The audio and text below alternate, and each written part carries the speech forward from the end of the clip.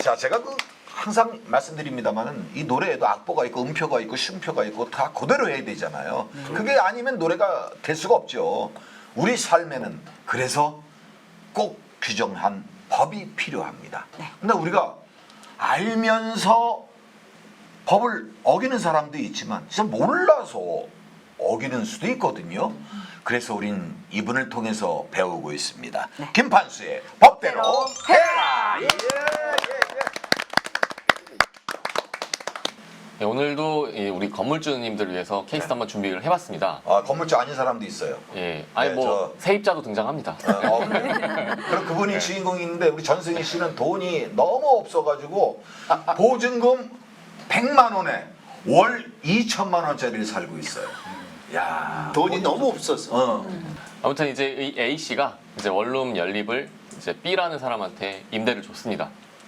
이제 뭐 한 1년 2개월 정도 이 B라는 분이 그 월세 2천만 원씩 잘 내다가 네, 그때쯤부터 이제 연락이 좀 안 되기 시작한 거죠. 갑자기. 예, 그런 경우가 종종 있습니다. 연락이 안 돼서 이제 뭐 전화도 계속 해보고 전화도 안 받아서 가서 문도 두들겨 보고 했는데 도저히 이제 연락이 안 돼요. 행방불명이 돼버렸습니다. 완전히. 난감하네. 예. 5, 6개월이 지나서 이제 그 집주인 A 씨가 이제 속이 타는 거죠. 이거 어떻게 월세는 안 들어오고 딴 데라도 빨리 세라도 놔야 될 텐데 밀린 월세는 둘째 치고라도 이거를 어떻게 해야 될지 모르겠는 겁니다. 이거를 문을 따고 들어가서 뭐 집기 다 내놓고 다시 이제 그 부동산에 내놔서 세를 놔야 될지 어떨지 요때 여러분이라면 어떻게 하셔야 될 것 같은지 한번 생각을 말씀해 주시면 좋을 것 같습니다. 야, 이거 어렵다. 이게 뭐 내용 증명이라는 거 보내서 그 법에 어떤 법령이 떨어지면 경찰관 입회 하에서 그 집행을 할 수 있는 그런 내용이 있는 걸로 저는 알고 있는데요. 자, 우리 진짜 건물주. 건물주. 예. 저는 그 계약 기간 동안 있다가 지나는 다음에 보증금을 얼마나 걸었는지 모르지만 그 저기 월세 밀린 거를 다 제하고 이제 거기에 대한 내용 증명을 띄워서 그 이제 나중에 집달리가 와서 이제 다 하잖아요. 그 방법밖에 없을 것 같아요. 계약 기간은 지나야 된다. 네. 아, 계약 기간. 네. 저는 계약 썼을 때 보통 가족이라든가 연대 보증인을 명시하는 경우가 종종 있거든요. 그래서 그 연대 보증인이나 가족들에게도 연락을 해보고 그런 방법도 안 된다면 일단 계약 기간은 지켜야 된다는 생각이 들고요. 연체료를 받지 못했다 하더라도 그리고 그 이후에 계약 기간이 끝난 이후에는 또 어떻게 할 것인가. 그거는 개인 사유의 재산이긴 하지만 재판을 통해서 해야 되지 않을까. 그렇죠. 계약 기간까지는 공적인 네. 그런 기관을 통해서 절차를 합법적으로 밟은 다음에는 그 개인 사유의 재산도 어떤 다른 장소에 보관한다든가. 네. 왜냐면 그 월세를 준 그 방을 다른 사람에게 다시 또 임대를 해서 수익을 얻어야 될 상황이기 때문에 그러한 좀 본인에게 불리하지 않은 합법적인 절차를 거쳐야 되지 않을까 생각합니다. 그러니까 그러더라도 계약 기간은 그렇죠. 지켜야 된다는 네, 생각입니다. 계약 네. 기간까지는 가야 돼.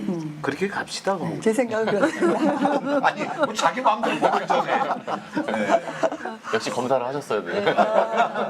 네. 아, 그러면 이거 판례가 어떻게 됩니까, 그럼? 예, 요거 지금 대부분 건물 주셔서 거의 대부분 근접하게 말씀을 해주셨고 특히 이혜경 관장님이 완벽하게 말씀을 해주셨습니다. 이게 함부로 문을 따고 들어가서 끄집어내면 안 되는 거는 다 알고 계시고 소송을 통해서 갈 수밖에 없습니다.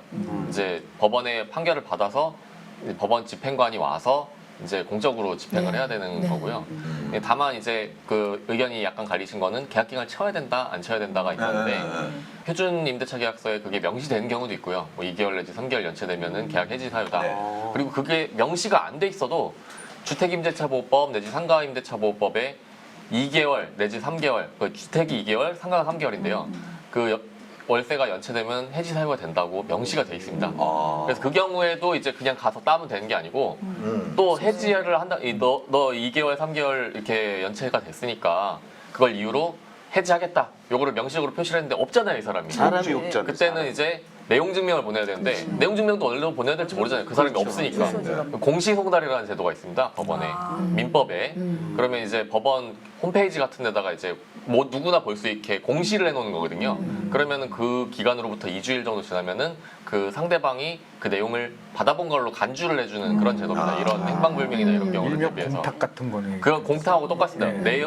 의사 표시에 있어서의 공탁이라고 생각을 하시면 됩니다. 그러니까. 사전에 재소전 화해조서라는 거를 작성해 놓는 경우가 있어요. 임대인하고 임차인하고 만약에 당신이 월세 안 내고 이 의무를 이행 안 하면 이렇게 한다. 그럼 주된 내용은 명도겠죠? 그러면 나 명도하겠다. 소송을 패스하는 겁니다. 계약서 작성할 때 같이 작성하는 거죠. 재소전 화해 조서라고 해서 그걸 작성해서 법원에서 이제 판사님한테서 공증처럼 이렇게 결정을 받아놓으면 나중에 그 임차인이 실제로 이제 이렇게 잠적을 했을 때 미리 공증 받아놓은 그 화해 조서를 들고 가면 바로 집행이 됩니다. 그러면 한 5, 6개월을 아낄 수가 있죠.